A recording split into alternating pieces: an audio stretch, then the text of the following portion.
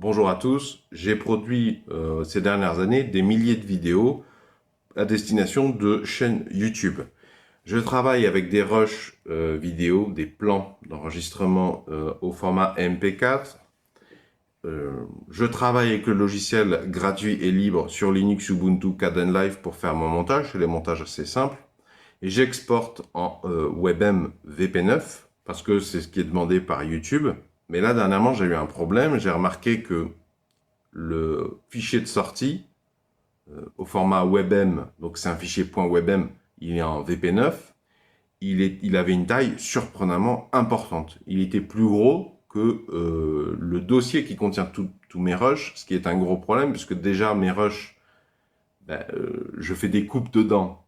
Donc, c'est-à-dire que la durée des rushs est supérieure, mis bout à bout, au fichier de sortie de mon montage. Donc déjà, normalement, il ne devrait pas être plus gros, le dossier des rushs, l'espace disque occupé par le dossier qui contient tous les rushs, il ne devrait pas être plus petit que le fichier de sortie seul de mon montage. Et en plus, s'ajoute à ça que mes rushs sont au format MP4, donc beaucoup plus riches, et avec une quantification de résolution, et une résolution bien supérieure à ce qui est censé sortir d'un fichier WebM VP9, mais même VP8. Et ça me prenait énormément de place sur mon ordinateur, ce qui est rapidement très handicapant. Par exemple, un de mes derniers montages, j'avais 3,7 gigas de rush, et mon résultat de montage, il faisait 5,3 gigas, alors que j'ai dû faire sauter au moins 30% des temps d'enregistrement, puisque je coupe dans les rushs. Le problème, c'est moi, au moment de l'exportation sur Kdenlive, je demandais une qualité trop élevée. Tu as deux curseurs quand tu exportes sur Kdenlive. Si tu affiches toutes les options d'exportation, quand tu exportes en WebM, tu as deux curseurs, un pour la vitesse et un pour la qualité. Eh bien, j'avais mis la qualité au maximum, il a fallu que je la descende d'un cran. Tout est revenu à la normale. Je pensais que c'était la vitesse, parce que j'avais mis vitesse de calcul maximum, et c'est vrai qu'effectivement, quand tu utilises la fonction FFmpeg, pour ceux qui connaissent, et le logiciel Kdenlive, quand il calcule tous les calculs qu'il va devoir faire, il utilise beaucoup la fonction FFmpeg.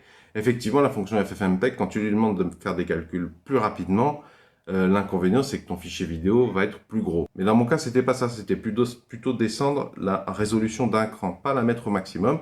Et comment j'ai vérifié que, en faisant comme ça, je perdais pas déjà de résolution sur la qualité de mes rushs, et comment je me suis rendu compte que c'était là le problème? Eh bien, j'ai utilisé la commande Media Info sur Linux Ubuntu. J'ai appliqué Media Info sur un fichier de rush, similaire aux autres. De toute façon, tous mes rushs, c'est avec la même caméra, dans à peu près les mêmes conditions, le même format, même nombre d'images par seconde. J'ai notamment regardé la ligne Overall Bitrate. Et je voyais bien que j'avais un fichier de sortie qui avait 18,3 mégabits par seconde de Overall Bitrate, tandis que mes rushs d'origine, ils avaient 9449 kilobits par seconde d'Overall Bitrate. Et en plus, sachant que les rushs sont au format MP4 et le résultat du montage exporté, il est au WebM. Donc ça, c'est comme ça que j'ai su qu'il fallait que je diminue la qualité de l'exportation sur Kdenlive. Si vous avez apprécié ce sujet, pouvez-vous mettre un pouce vers le haut, s'il vous plaît, pouvez-vous mettre un j'aime. Je suis un utilisateur quasi exclusif de Linux Ubuntu depuis 2012.